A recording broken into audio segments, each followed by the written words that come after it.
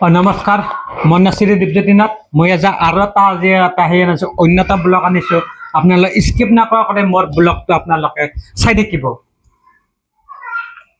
আজিতো আমি 164 ষ্টেটমেণ্টছখিনিৰ ওপৰত আমি ছাবমিশ্যন দিছোঁ। 164 হৈছে আপোনাৰ যোনখিনি হাকিমৰ আগত দিয়া যায়, চ' সেইখিনি আপোনাৰ অন অ'থ হয়। প্ৰথম কথা, তাত মিছা কথাৰ কোনো ধৰণৰ মানে চান্স নাথাকে। আৰু তাত সেইখিনিতো গোটেইখিনি পঢ়ি চোৱাৰ পিছত কোৰ্টে শুনাৰ পিছত তাততো কোনো ধৰণৰ এনেকুৱা ধৰণৰ বস্তু পোৱা নাই।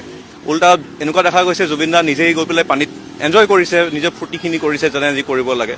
যোনখিনি হাৱা বাতৰি বা উৰা বাতৰি চলি থকা বুলি আমি দেখিছোঁ অতদিনে, যে এই কোনোবাই ইনষ্টিগেট কৰিছে, কিবা কৰিছে, হেন কৰিছে, তাৰপিছত মাৰ্ডাৰ প্লেনিং কৰিছে, কনস্পিৰেচি, সেইখিনিৰ পৰা আমি একো নাপালোঁ সেইখিনি। আৰু বাকী আপোনাৰ অহাকালিলৈ যোনখিনি ডকুমেণ্টছ আৰু বাকী আছে আমাৰ চাৰ্জশ্বিটৰ পঢ়িবলৈলগীয়া, অনাৰেবল কোৰ্টক জনাবলগীয়া, সেইখিনি হৈছে আপোনাৰ পুলিচৰ আগত পোৱা ষ্টেটমেণ্টছ। সেইখিনি তাৰ পৰাও আমি কিছুমান বস্তু আমি পিক আপ কৰি পেলাই সেইমতে যাম। লাষ্টলি এণ্ড মষ্ট ইম্পৰ্টেণ্টলি যোনখিনি মেডিকেল এভিডেন্স আছে এই কেছটোৰ লগত ৰিলেটেড, সেইখিনি লাষ্টত ছাবমিশ্যন দি পেলাই আমি কমপ্লিট কৰিম। লাগে নে এনেকুৱা? নাই, আমাৰতো এতিয়ালৈকে একো লগা নাই তেনেকুৱা নিচিনা। চাৰ্জশ্বিট মতে আমাৰ মতে একো লগা নাই। চাওঁ এতিয়া অনাৰেবল কোৰ্টৰ ওপৰত কথা গোটেইখিনি ডিপেণ্ড কৰে।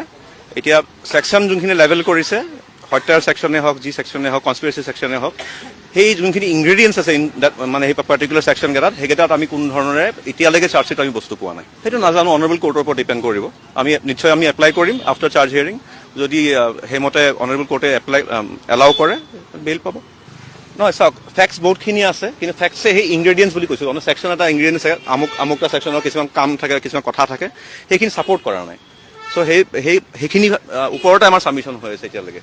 চ' কাইলৈ যদি অনাৰেবল কোৰ্টে এইখিনি এপ্ৰিচিয়েট কৰি পেলাই এটা জাজমেণ্ট দিয়ে, ডিচাৰ্জৰ যোনটো আপোনাৰ অৰ্ডাৰ পাছ কৰিব, তেতিয়া আপোনালোকে অট'মেটিকলি গম পাই যাব সেইখিনি বস্তু হয় নে নহয়, বা আছিল নে নাছিল, বা তেওঁ কি অনাৰেবল কোৰ্টে কি বস্তু কি লাইনত সেইখিনি ছেকশ্যন এপ্লাই কৰিব খুজিছে, সেইখিনি বস্তু অনাৰেবল কোৰ্টৰ ওপৰত কথা। আমাৰ কামটো হ'ল কি, আমি যোনখিনি বস্তু এপ্লাইড নহয়, সেইখিনি আমি কোৰ্টৰ সন্মুখত আমি আনি দিয়াটো, সেইখিনি আমি কৰি আছোঁ। এতিয়ালৈকেতো আজিৰ দিনটোত আপোনাৰ শ্যামকানু মহন্তৰ আপোনাৰ এটা কমপ্লিট হৈ গৈছে।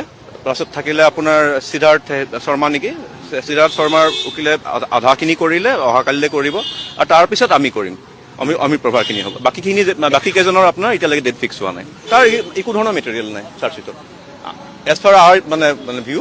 এতিয়া সেইখিনি বস্তু যেতিয়া আমি কোৰ্টৰ আগত কেটেগৰিকেলি আমি পুট আপ যেতিয়া কৰিম, তাৰ পৰা যেতিয়া কোৰ্টে এনালাইজ কৰিব, হয় এইটো কথা যদি হয়, যদি নহয় এইটো আপুনি ডেফিনেটলি গম পায়ে যাব, 2 এদিনৰ কথা। আৰু সেই বটল চটল সেইবোৰ ধৰণৰ কোনো ধৰণৰ বস্তু কোৰ্টত নায়েই।